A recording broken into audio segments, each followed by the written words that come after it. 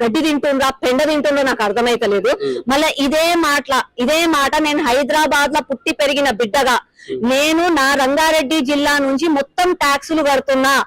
నా ట్యాక్సులు తీసుకుపోయి నువ్వు ఓల్డ్ సిటీలో ఎందుకు ఖర్చు పెడుతున్నావు, నా ట్యాక్సులు తీసుకుపోయి మీ అన్నదమ్ములైనా ఓఐసీ చేతిలో ఎందుకు పెడుతున్నావు అని చెప్పి నేను ఇవాళ అడుగుతా. రాజ్యం బాగుపడుతుందా? బాగుపడదు. అరే రాజ్యం అన్నప్పుడు రాజ్యాంగబద్ధంగా నడవాలి. ఒకరు ట్యాక్సులు కడితే ఎక్కడ అవసరం ఉన్నాయో వాటిని ఖర్చు పెట్టుకుంటూ పోవాలి. దానికి ఒక ఫీజిబిలిటీ ఉంటది, ఒక సెక్షన్స్ ఉంటాయి.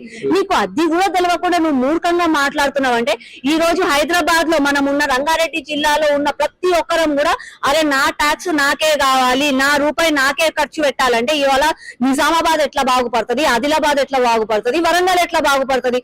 అట్లానే తెలంగాణ రాష్ట్రం కూడా దేశంలో ఒక భాగం మాత్రమే, దేశం కాదు, దేశంలో ఒక భాగం. తెలంగాణ బిడ్డగా నువ్వు దేశాన్ని నడిపించాల్సిన అవసరము బాధ్యత నీది కూడా. అదే తీసుకెళ్ళి